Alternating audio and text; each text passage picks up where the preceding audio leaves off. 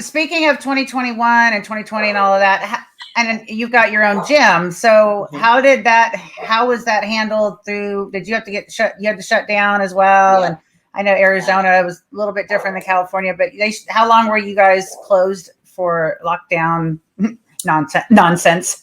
I know, right? Well, we were shut down completely for 6 weeks and then opened back up, and it was like, yes, because I have a big staff. I have 17 full-time trainers. We wanted to keep our staff there. Several of them, that's the way they make a living and support their families. So we made sure that everyone was still getting paid. But after 6 weeks, I mean, we're a small business. So it's like, oh my gosh, we got to figure it out. So word started coming around that there was going to be a second shutdown, which there was in Arizona. But in the stages of the first shutdown, we actually revamped our business model. And it was a personal training gym. But then we created it as a membership-based gym with key card access. So it was a loophole to Arizona laws where we were able to not get shut down that second go-round. And it was the best thing because that shutdown, I think, lasted seven or 8 weeks even. Oh, man. And so we were still up and running, and everyone in the state of Arizona was trying to come to ours. But it was honestly just a way to make sure our trainers could still keep doing their job, getting paid. Our existing clients had a place to train. We allowed new members in, but we maxed it out because, again, we didn't want it to be, we weren't trying to do it to just scam people and make money, which I know there were several stories like that. But it's like, we just wanted to have a place for people, for our clients' families. So like if someone was already a client of our gym, we said, you can sign up your family and they can all have memberships here. Yeah. So we just more opened it up to our community and then just capped it because still trying to play it safe. We didn't want hundreds of people in there, obviously. Yeah. We followed all the restrictions and the whole cleaning and if people wanted to wear masks and temperature checks. But we were fortunately able to avoid that second shutdown. That's awesome. Well, good for the people around you. They got to come in and be there. Yeah. Oh, yeah. And mentally, so many people needed it. They needed it for social. I mean, I remember there were just people who just come in. They just needed to be around people. Yeah. And, that's what's so sad. Like just the need for human connection, human interaction, not through a laptop, not through a phone, but face to face. They just needed it. Yeah. And so it was a interesting time, really getting to know people and not just doing the, oh, you're looking good and wow, you're working hard. It was learning about their families and the struggles. And it was an interesting time to really get in touch with the human side. And I love that part of it for sure. Well, you want to be a better person.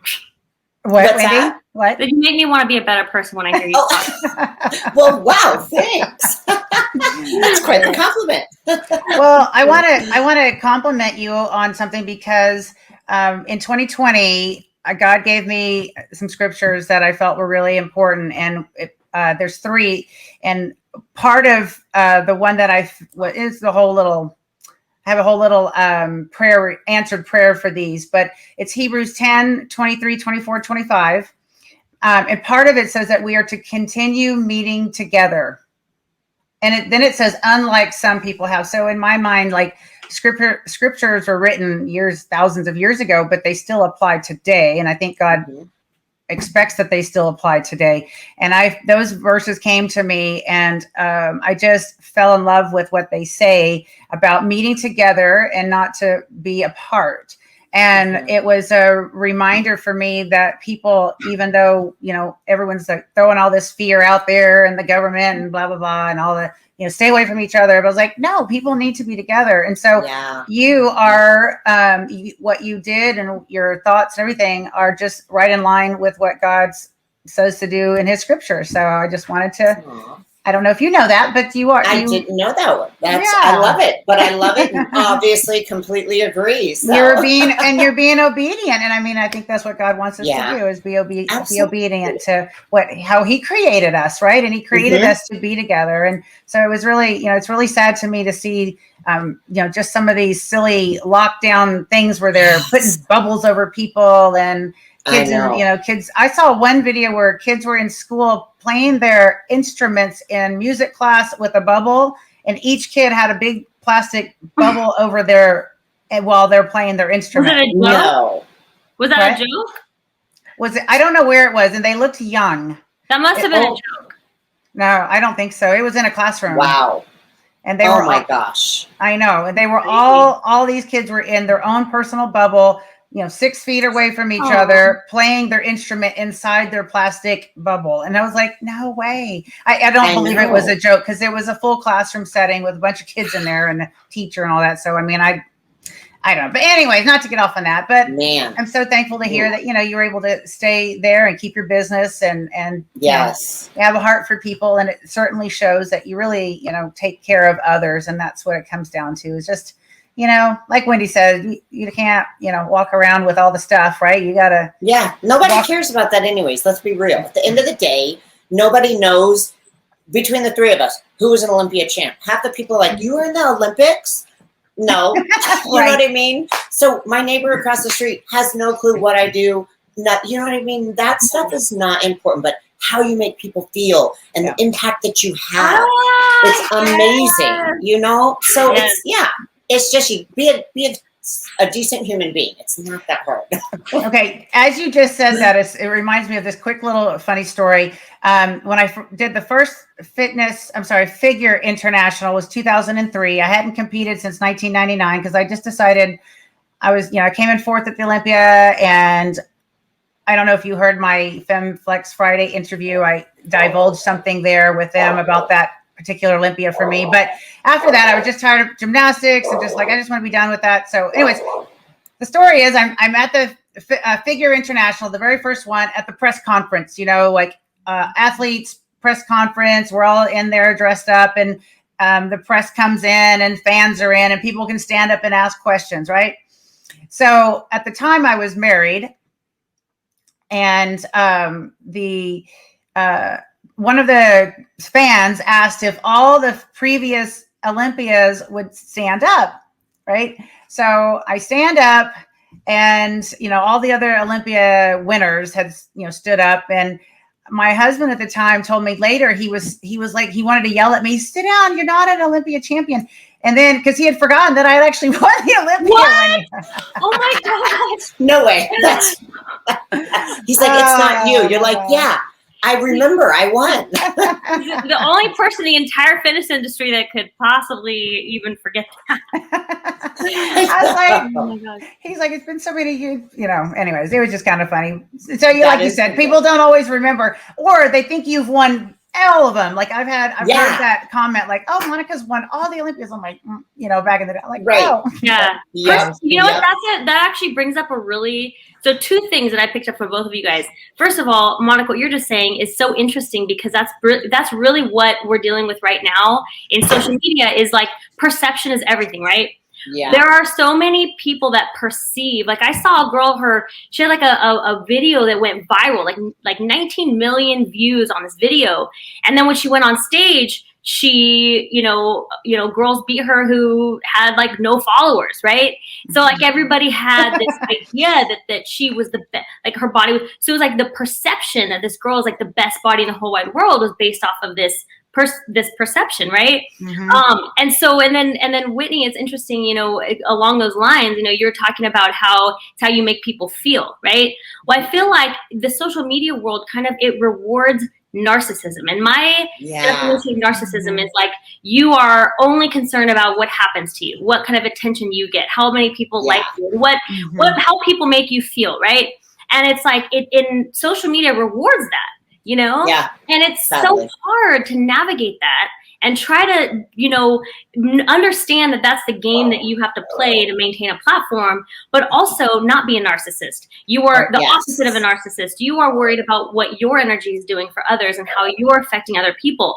But it's interesting. It's an interesting dynamic, because you still do have to navigate a platform that rewards the narcissism. So you have to kind of figure out how to thread the needle and present yourself and put yourself out there, and maintain that platform. It's just really interesting, the perception Monica was talking about. People see Monica on every single magazine, assume that she wins every single Olympia, right? And so it's a very interesting thing, right? Yeah. It is. It's crazy. Social media is a whole monster on its own. Oh, yeah. It's crazy. Good and bad, but wow. Right? Oh, I think I think we all probably have a love-hate relationship with it. Very absolutely. much. You know, Yes. it's one of those things where sometimes I don't want anything to do with it. I'm so tired of it. And then I'm doing something and I don't think about it. And then later I'm like, well, that would have been a cool picture to have, like, you know, who I was with and all the things, you know, all the people together. And it was like a really fun time. And I'm like, we didn't even take one picture. Like, it could have been fun to have the memory of it. The moment to But we're capture enjoying the moment, right? But Yep. then you're like, that would have been nice to have that picture. But anyways, it's a whole thing, right? But it's part of the business. And if we can look at it like part of the business, and then like Wendy said, you know, always thinking about how it affects other people and always lifting others up through it. And that's what creates the longevity, I believe, and the people that keep coming back wanting to know more about who you are, what you're doing, and maybe work with you. And then of course, then that's a win-win for you and for that person too. Yeah, for sure. Yeah. For sure. Well, ladies, it's been awesome talking about 2020 and 2021. And it's time to live and dance into the light. Your life is beautiful. Life is beautiful. Life is beautiful. Life is beautiful. Life is beautiful. Life is beautiful. Life is beautiful. Life is beautiful. Life is beautiful. Life is beautiful. Life is beautiful. Life is beautiful. Life is beautiful. Life is beautiful.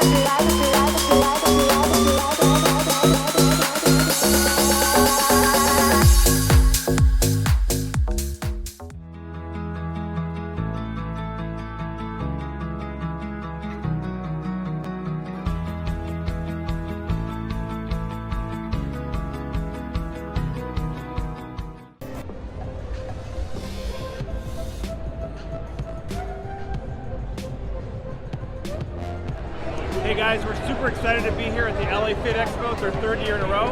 And what we're going to be doing today is we're going to be launching the Tasty Pastry. It's a low-carb Pop-Tart. It's got 3 to 4 grams of net carbs. And we love this show. This is our best place to be in LA.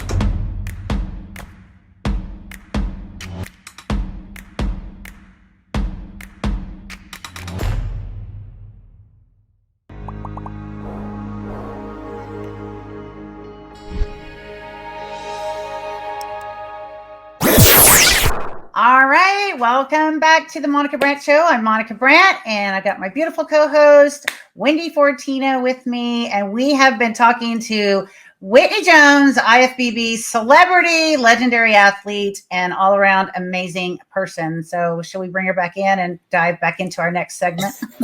You forgot resident goofball. I mean, that's one thing I'm really proud of. Always shenanigans Resident in my world. Goofball. I love it. Yeah. Hey, that again. Along those lines, really quick. I don't want to intervene on anything. I just have to really fast say I watched the episode on your YouTube where you're doing like an accent challenge, and I just want to let you know that you were way off on the Valley Girl one. I am a Valley Girl. Okay. I'm way off on all my accents, and I legitimately practice. I'm horrible.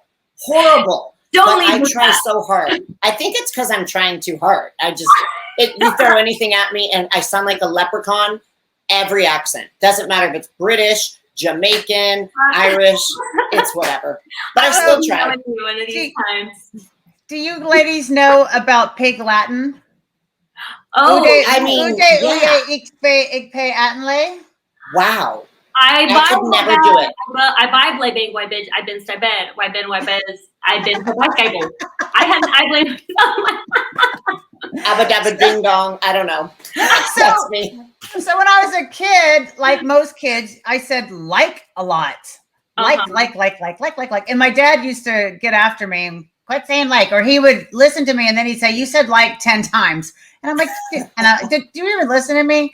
But he would always harass me. And then I would speak Pig Latin. I used to be able to speak it pretty good. But then he would say, so can you speak Valley Girl Pig Latin, Ike Olite. So Wendy, can you speak Pig Latin and Valley Girl? That's a challenge. Just It's to a challenge. practice. You have to practice. Just Can to you practice. say Practice with all of them. so? I want to hear some Valley Girl just before we dive into the background and awesome story of Whitney. Can you give us some? From me?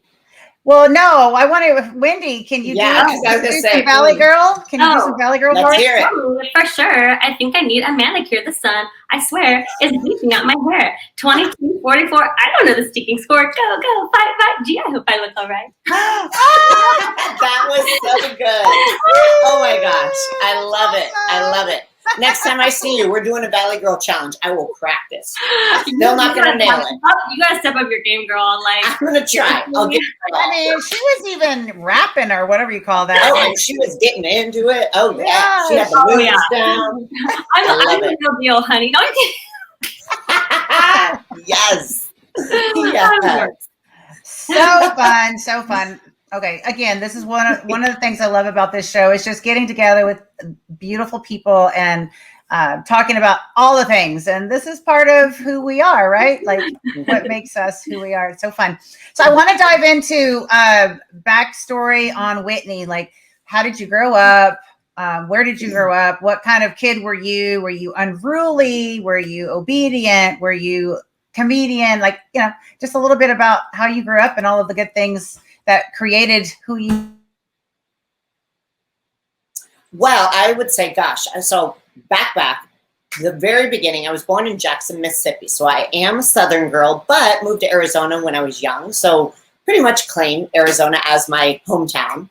I have 2 older brothers. So growing up, I wanted to be anything but a girl. I wanted to be just like them. I was a total tomboy, tried every sport that my parents would let me try, which thankfully they let me try a ton.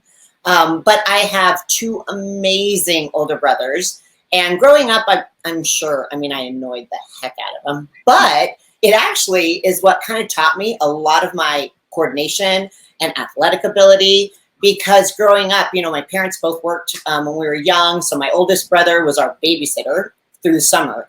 And my summers were very productive because in order to hang out with him and their friends, both of my brothers, they would give me challenges, like go learn a no-handed cartwheel. So all these things, I have no gymnastics experience at all in my life, but it taught me to be a daredevil. It taught me to be fearless.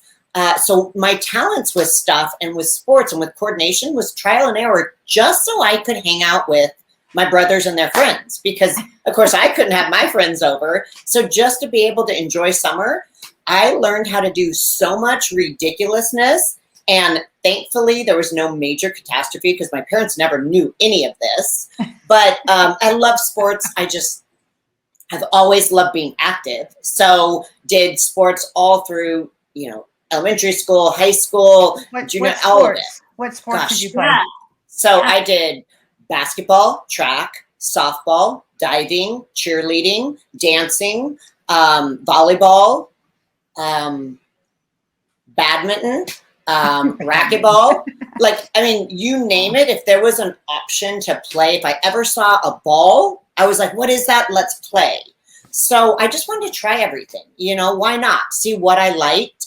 And, back then, it's not like nowadays. I have 2 boys, so it's almost like you stick to one sport and you get really good at it. But at least I'm sure you guys were the same. Growing up, you just did whatever. And then you'd go play in the neighborhood or in the street, and whatever game you were playing, you just joined in. And sometimes you got good, sometimes you didn't. But I honestly credit that to allowing me to be more of a well-rounded athlete. When I got more into high school, I got real serious about track, loved track, diving, and then cheerleading because you could only pick one sport certain seasons. So that was what was kind of a bummer. And I love cheerleading. I loved that side of it, even though, like I said, I had no gymnastics experience.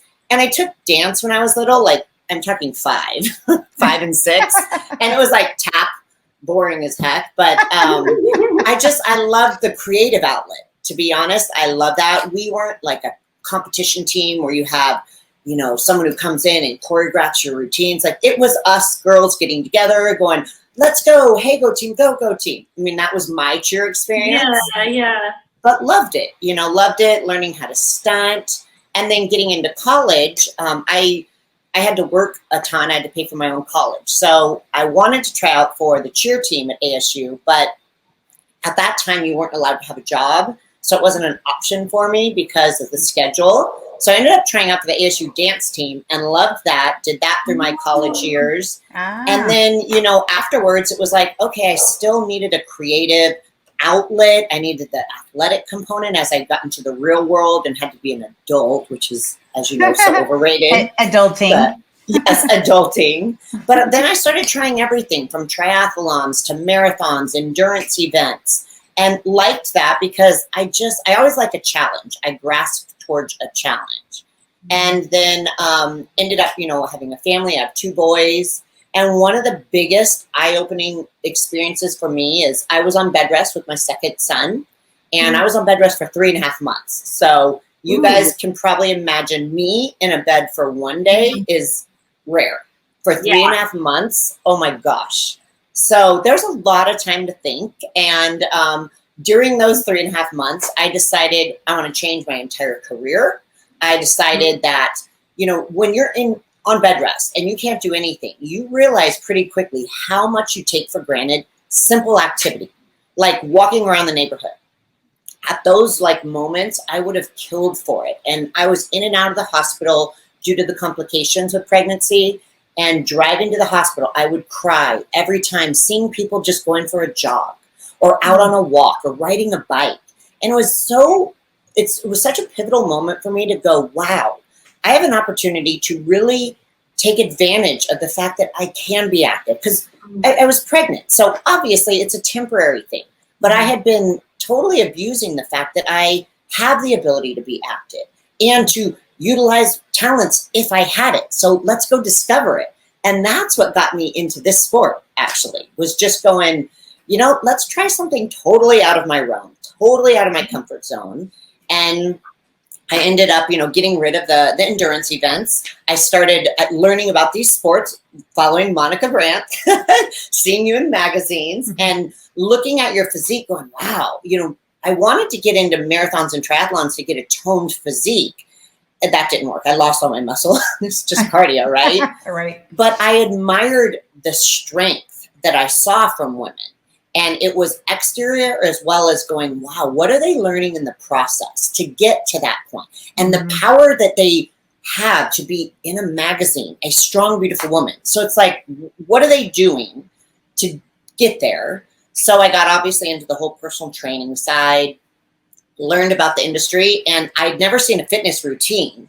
I just knew, and I thought fitness meant figure bikini. I thought it was all the same thing. No, did you watch Monica's special, The Secret of Beauty, by any chance? I have not seen it. Okay. I have not seen it. So I need to. We talked about doing an off time, like showing it. Remember? When you talked about party. Viewing party. Yeah, that was I need to. I need to. Because that's really? when we started. Yeah, that really? That, yeah. Oh, that is okay. So I'm gonna have to be watching it the next couple of days now. But yeah, I mean, that's kind of what got me into it. I didn't know about fitness, so I was like, I'm gonna do my first show. Did figure, and then at the show, I saw some girls in a costume, and then I heard music, and I was like, what's going on? And I'm like, they look like they're having a lot of fun, and I'm like, I want to have fun like that. So that's where I was like, I'm going to do fitness. Again, had never seen a routine because at that time, no social media. What year was this? So that was 2010 that I started discovering all this. And before you go further there, I just have a question because I love the history part. And you said you were pregnant and you were bed rest. So I don't want to skip over that because I feel like there's some really important pieces there, and we can come back to this because I know we all kind of dive into that, competitive thing and, talking about that part of it, but I don't want to skip over that spot. So what year were you bed rest with your son? So that was in 2008. So 2008. And how old were you at that point? Ooh, great question. 31. Okay. Yeah. Because you made a comment. You said, I decided I wanted to change my career. So what was your career? I'm like, all these, I'm like, my brain's kind of going like, Yeah. oh, I have all these. I know, I'm plans. seeing that too. So I was in the corporate world. I did marketing and advertising. So I worked for a big ad agency here in Arizona. Loved it. Okay. But, it was one thing I did realize is I wanted to be a mom. I wanted to have a family. And that industry, I love it. It's very cutthroat, though. And for women, it's at least back then, it was more male dominated in the higher positions. Mm-hmm. And, for me, I'm always like, I don't settle. So I'm always like, I'm going to be at the top.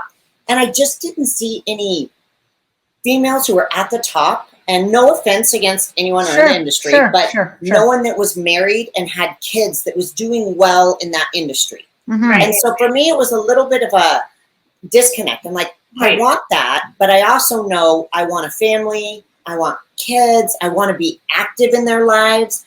And so it was like, wow, you work nonstop. Your brain never shuts off with advertising because you're always thinking. Yeah. And I thought I might need to make a change and change industries. Not enough people do that. Take a step back and figure out what they want their life to look like. And that, for me, it's like people say, weren't you scared? Because I'll be honest, it was an amazing job. I was making way too much money at my age. I mean, it was like it was an awesome position. Was this I wasn't passionate. Was this was marketing and business and marketing what you graduated from college with? I got my degree in business communications. Okay. And so I did some of the marketing classes, and that's what kind of interested me in that field. And, again, I loved my years there, but I started because of not seeing that sparkling female at the top who had it all. It started pulling my passion down. Mm-hmm. And, so again, it's like when I was on bed rest, I'm like, if I could do anything ever in my life with no worries about finances, no worries about time, what would I do? And I loved the thought of helping people. I was training clients out of my garage and just for fun, friends, family, diets. But, it was just kind of like, it was just for fun. So I thought, I'm going to get certified. I want to be a trainer. I want to impact people's lives daily, because if I can help people, that brings me happiness. And so that's what created this whole career change. I had no idea really where it was going to go, but I went and got a job at the gym, literally, that's in my neighborhood, and started making minimum wage. And I was like, whoa, what did I do here?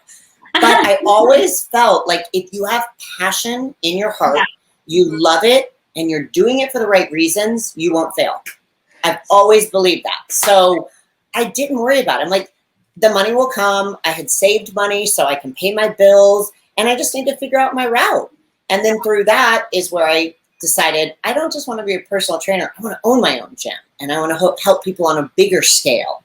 Yeah. So that's kind of and that all happened in 2010. So 2 years after having my second child, I opened up my gym. I just decided to compete and got into this world. So that time frame was huge for me. It was a very transitional time where I really tried to tap into what do I want? What makes me happy? Because when you're younger, you can make those like drastic moves because I knew I could always come back to that job. I had a great relationship. I left on great terms. If this didn't work out, I could always go back. But you got to take those risks. And I like the risks.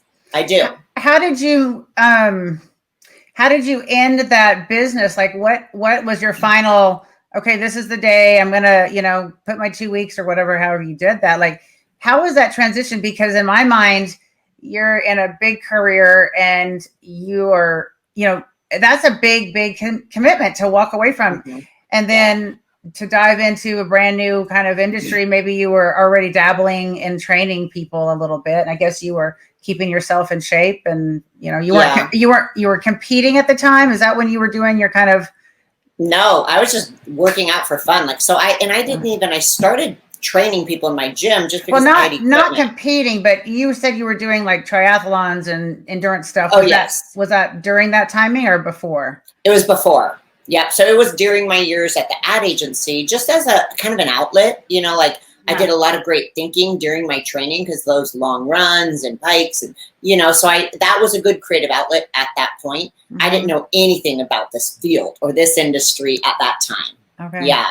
But to answer your question, I was honest. I mean, I'm a horrible liar. So as I saw my passion diminishing a little bit and I started looking at other options of discovery, because again, I had not pinpointed anything, I thought, well, I need to start grooming my team, because if I'm going to leave, then we need to figure it out. But also timing wise was good because I was pregnant. I didn't expect to be on bed rest, but I knew I was going to be taking some time off. And then when I had 3.5 months, it was a lot of time. So I came back to my boss and I said, I realized through this experience how much everyone in the world takes for granted the ability to be active and the ability to be healthy. And I want to pursue it. I want to tap into that and I want to see where it goes. And he was amazing. It was a family business. I was really close with his wife and him and their kids. And I said, I don't know how this is going to work. I may fail miserably, but in my heart, I want to try it. And he said, then you got to do it. And he said, you always have an option back here. Wow. I kind of set my team up and let him know I can do both for a little bit, which I was doing when I was on bed rest, just kind of trying to help. It was almost like lockdown in a way. Like I started to learn how to work remotely before it was even being done remotely. So it wasn't an up and out of here for them as much as it was for me making that connection in my head. But there was support, and he said, you got to do what makes you happy. Because if you're thinking that way, trying to force you to be here and giving you whatever to get you to stay, if your heart's not in it, you won't do the job that you really should be doing. When it comes to success, I always have said that if passion doesn't die, then success never will. Right? Mm-hmm. It's like a lot of times people feel like they're like the success that fuels them is starting to slip. And I always like ask them, well, where's your passion? The passion doesn't exist. If it's starting to dwindle and sometimes you have to force, like the fake it till it's real. If it's something you want to continue, there are times when you might have to force this passion. Make yourself remember why you love it, why you're passionate about it. Because if you make sure that you hang on to that passion, the success won't die. Your perception of success doesn't have to be a win, but like you're feeling like you're still being successful. It has to coincide with that level of passion that you have. That's I feel like we are so aligned in that way. Yeah, for sure. Yeah. Honestly, because I think that's why we're all on this show together. I feel all of us, we get so much joy from helping people and seeing people improve their lives, happiness, reach success. So however we can help kind of lift them up, I don't think enough people realize how good that makes you feel. And if you dive into that, then you're just addicted to it. You're addicted to helping people. And so I've never turned back ever since then. I've loved it. That's an easy reminder. I have a question about your brothers, because it sounds like growing up you were really close with your brothers. Yes. Through all of the the kind of change in the mindset and changing directions and all that, are you still close to your brothers? And do you still do they still have an influence on your life and dare you to go do something? They don't anymore, because here's the best part. They're like, now they're my dares. Because I just went on vacation. One of my brothers lives here in Arizona with me, and he has a wife and 4 kids. So we actually all just went on vacation together. And my oldest brother's family, they couldn't pull the dates, but we still vacation together. My family is so close, but it's hilarious because now they're like, you can't dare us to do anything, because my family doesn't back down from challenges. So it's kind of an inside joke, like, Whitney can't choose what we do. I'm like, yes. So yeah, it's awesome. And it's hilarious because they didn't understand this industry at all in the beginning. When they always knew I'm into something new. They're like, oh, you're doing a marathon, you're doing a triathlon. And they're awesome at supporting and trying to understand. So what's your training like? But I got into this and they did not know. And they're like, is this like a wet t-shirt contest thing? And I'm like, oh my gosh, no. And they're like, but you're getting in a bikini and just showing your butt off. And I'm like, it's not like that. What you do. Totally. But then, when I got into fitness, they understood that more, because it took a while to figure out what you go on stage in a bikini and you just let people judge you and tell you you're good or not. You just let people judge you. Yes. You're yeah. asking them to judge you, right? Yeah. Exactly. Congratulations. Exactly. But it's awesome. They go as often as they can. Sometimes they can't. They'll go to Olympia, the big ones. They make a big deal about it. Like I am so lucky to have an amazing family, to have 2 older brothers who still protect me, which is pretty cool. Mm-hmm. Yes. So we're very close, and I give them credit all the time. I'm like, you guys are proud of your sister that actually has achieved something in a sport that you guys don't know anything about, but you guys were part of that whole journey. And they're like, we were how? And I'm like, well, you remember back in the day when I used to pull my pool raft into the lawn and try backflips? And they're like, yeah, that probably wasn't very smart, was it? And I'm like, nope. Now that we all have kids, we're like, can you imagine our kids pulling a raft, putting it in the lawn and being like, I'm going to do a backflip? Oh, gosh, no. Kids really are fearless. You don't really have a healthy level of fear when you're young until you know. Right. Yep. Yeah. Well, Whitney, that's how I learned my gymnastics. We lived out in the middle of 20 acres, and our neighbors had 80 and the others had 40. Like, we lived way out in the country, and we had a trampoline, and so we could do all backflips and back handsprings or whatever on the trampoline. Yeah. And I just remember only seeing the cheerleaders do stuff and I wanted to try out for cheerleading. I thought I had to do those things, right? So yeah, like you, I went to our sprigged carpet. You know what sprigging is? When you sprig your own carpet grass? No. You know, carpet grass, you can pull out like a big, that's how we had carpet grass. Like, we had to plant it ourselves, sprig by sprig by sprig. But anyway, oh wow. Yeah, so that's how country we were. But we had this beautiful big flat area that was just grass, and it was nice and smooth.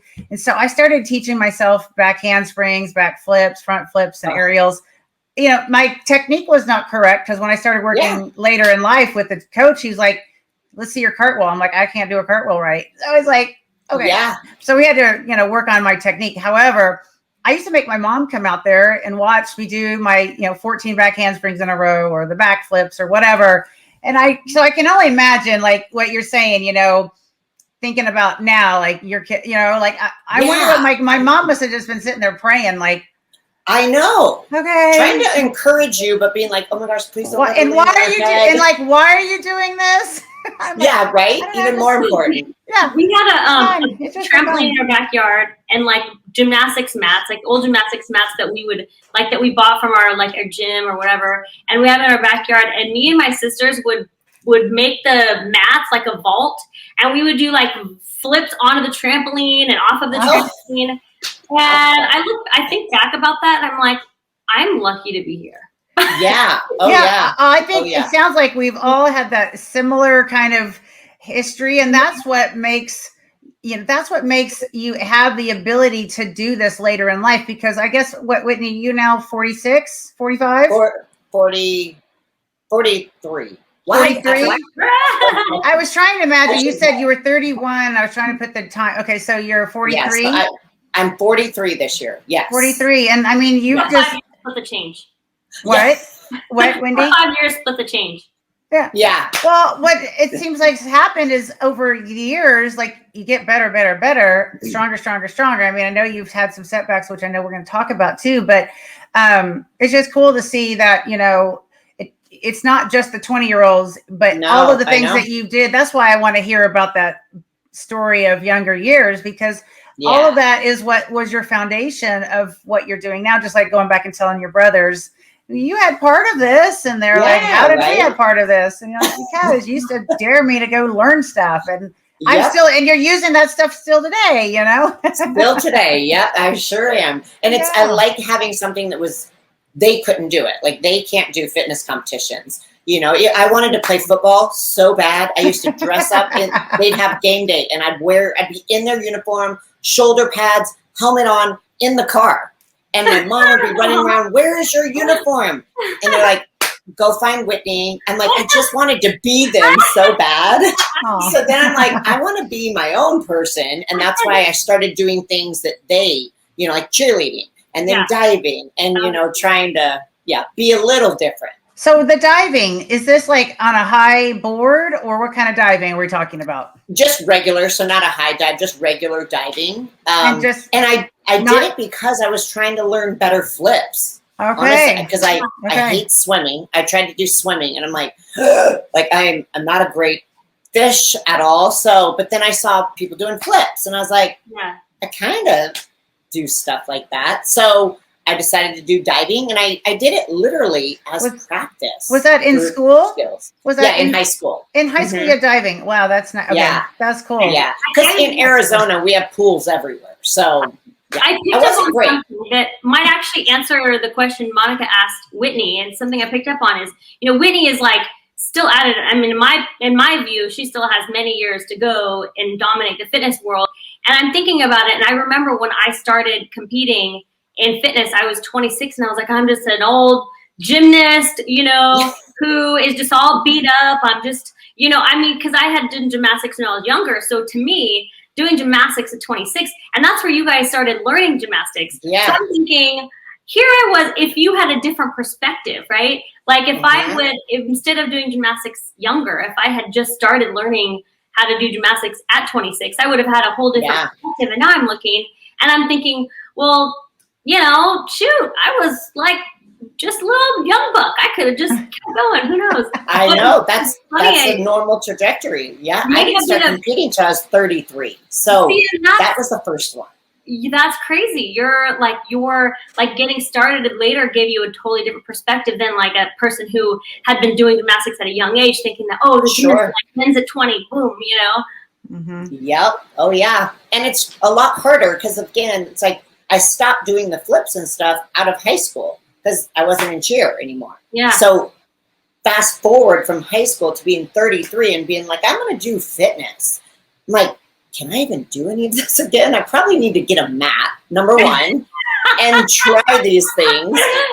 But it was like, you only know there's only one way to find out if you can do it, and you got to go for it. So I got a full late start. I'd had kids, so it was a different perspective. But at that time, I was just doing it like, I'm going to do a triathlon. Oh, I'm going to do a marathon. Oh, I'm going to do a fitness competition. But then I loved it. Mm-hmm. And I'm like, I love the creative outlet. Never expected to be good and didn't care to. I was like, oh, what's the next goal? What's the next goal? But I always thought, oh, this is the best I'll ever be. I want an MPC show. I'll never do anything more. Oh my gosh, I'm going to a national show. Oh my gosh, I won my pro card. I never thought I'd ever even be on the Olympia stage. Like just these silly little things. So you just keep climbing up and you're like, oh wow, that's kind of cool. Mm-hmm. Enjoy the journey, enjoy the ride. You get to the next one, you're like, wow, okay. So it was just doing it because I loved it, honestly. It sounds like I think all three of us had that similar kind of place because I didn't get involved in fitness in 91 thinking that there'd ever be a cover or or an appearance in another country, signing an autograph or any of that, right? Or much less. Well, this may be one thing we don't have in common because I actually saw you, Monica, and I saw the girls on the Olympia stage. And one thing I don't have in common with both of you is I imagine myself being on that stage. And I'm like, that's awesome. I have to be there. I have to do that. That has to be me. So, well, and that's for me probably just because I was one of the kind of the first, in fitness. There was just bodybuilding back then, and there wasn't hardly any fitness. It was just the Fitness America had been barely out, I think, and Fitness USA is what I was doing. The first Fitness Olympia was just a combination of a bunch of us different girls, and some of the girls that had done it was an obstacle course, and I remember. That's what was that one? Alfie Newman had just won. I don't remember what that one was called. I never did it, but I don't remember. But it was just like they just invited all these different girls from all these different events, right? So it wasn't. So it was new. So it wasn't like I couldn't even imagine it because I didn't know that it didn't exist. It didn't. Well, and it didn't exist at the time. Like when I started competing, fitness wasn't at the Olympia or NPC. There was no NPC. So it was really, it was really different, but super it's so fun. Interesting. So I want to talk a little bit about you being a mom. How old are your boys? So my youngest is 12 and my oldest is 15, and 2 boys and mama's boys, and they better always be that way. But they're honestly, I don't know how I got so lucky because they're in the teenage years. So I kept waiting, like in 5th grade, I'm like, this is the point where I drive up and they're like, Mom, you're embarrassing me. Aww. Well, No, I have my oldest is 15. He's going to be a sophomore. They start school this week, which is so crazy. It's July, but he's going to be a sophomore in high school.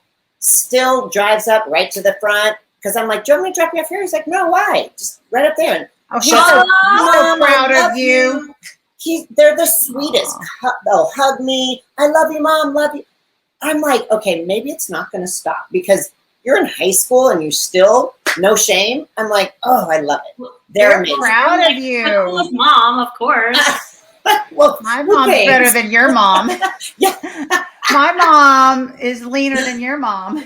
Yes, they do have a lot of kids in their school. They're like, what? Does your mom ever get mad? And I don't. I mean, I don't. They don't do stuff wrong. Keep her happy. She doesn't get mad. Yeah, they're like, oh, I wouldn't piss her off. She would beat us up. And so it's hilarious because his friends, like, especially if he has new friends, they're a little intimidated. And then I'm just kind of goofy. And they're like, oh, okay, you're a normal person. But yeah, it is a little weird sometimes, I'm sure. Or, people have seen in magazines or the documentary Generation Iron or, Instagram. So it's hilarious because they do get that. And they're like, oh my gosh, I follow your mom. And I don't know. I can't imagine it from their perspective. But the fact that they are proud makes me proud because it could be something that maybe they were embarrassed of or, they don't understand. Because, a female with muscles still isn't totally the norm. And there's a lot of people, you guys get it, I'm sure, all the time, too. And just people make rude comments. So I was always worried that would have an impact on my boys. Yeah. And, I just kind of kept what I did private until they were showing interest. And they actually helped me choreograph my routines because they have amazing ideas. Yeah. And if you think about it as kids, they don't care about the degree of difficulty of this ridiculous backflip or this super hard strength move. So I'll show them clips and they always pick the most random stuff. They're like, that was cool, but this is really cool. I'm like, that is the stuff they love is the most simple. And the stuff that's super hard, they don't like. But it's all about entertainment. Right. Or they'll say, well, what if you just kicked out of that or did one of these ridiculous things? And so many of the times I want to say, that's not possible. But I stopped saying that because I'm like, maybe it is. But they have such unique ideas because they're totally out of it. Whereas when we get into it, we have tunnel vision, and sometimes it's hard to think out of the box. So they help me with music, skills, openings of my routine. They're always involved in that. Oh, so fun. It makes it super fun. Yes. So have you told them it's time to start thinking about your routine here coming up? Yes. Actually, so my Brody is my oldest. So he just sent me this weekend 2 more songs. He's like, what about this beat? Only from section 15 seconds to 32, because then it gets boring. Yeah, so they literally get the concept of it. Mm-hmm. And they'll come down to the gym. I'm like, hey, I want to show you guys live some of my combos. And they get excited. They're not like, ugh, we got to go. Mm-hmm. So it makes it so much more rewarding and enjoyable. It's a family thing. It really is. That's fun. And then what do they do? What kind of sports are they into or activities? So Brody is, so he's my 15-year-old. So his 2 sports are football and baseball. And here in Arizona, they do baseball year round. So it's club ball. And so that's heavy, very, very time intensive for all of them. And Jake does the same thing. So he does baseball. But Brody, when he got to high school, decided, I want to try football. And I thought, wow, I mean, you kind of missed some years. You might have tried that earlier, but he was excited about it. It's like, go for it, buddy. And he was really good. He did really well right out the gate. So he is infatuated with football now. And that's so awesome. Jake, my little one, is like, I want to try football. And I'm like, well, let's maybe try it before you get to high school. Right. So he's starting junior high. He starts 7th grade this week.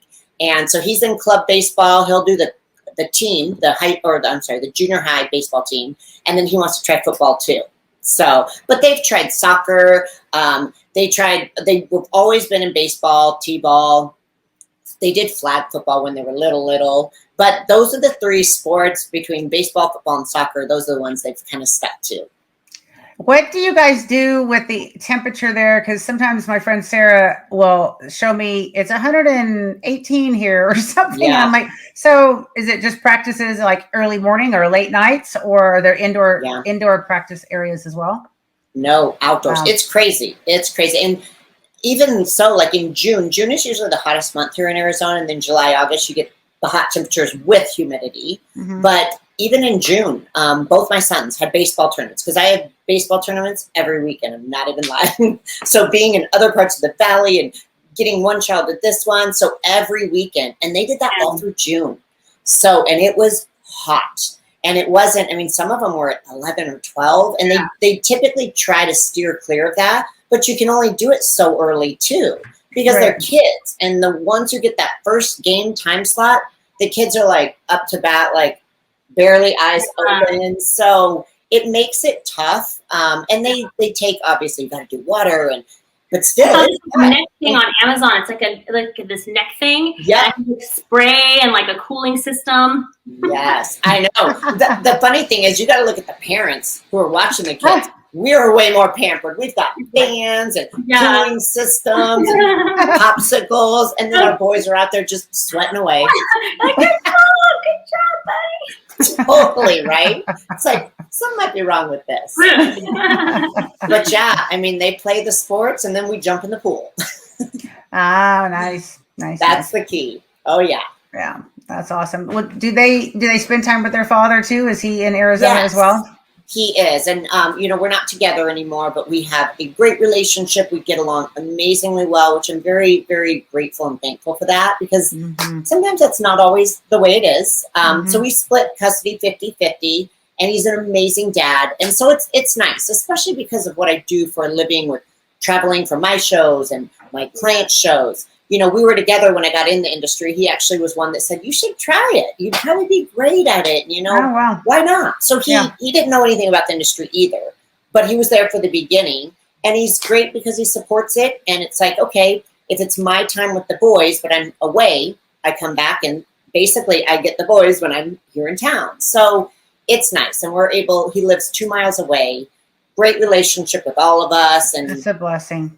It really is. It really is, because the thing is, sometimes if marriages don't work out, that's always unfortunate. That's never the plan. It was never my plan. But I never wanted it to affect my boys. I didn't want them to ever feel, just because the marriage broke, I didn't want them to feel like our home was broke. And I think we've done a really great job of pulling together and showing that we get along great. And we celebrated holidays together. And, they've never really felt like it was a divorced family or a divorce situation. And that was the goal, to be honest. Right. Well, that's so important. And kids need mom and dad, and one can't replace the other. And that's a blessing for them. Yeah. Very cool. Very cool. Wendy, do you have any other questions about her as a youngster, or what she was into or anything before we go to another short break? I think I got the whole. I have a very clear picture of her as a tiny tot. A crazy tiny tot. Living everywhere. I bet. That's so fun.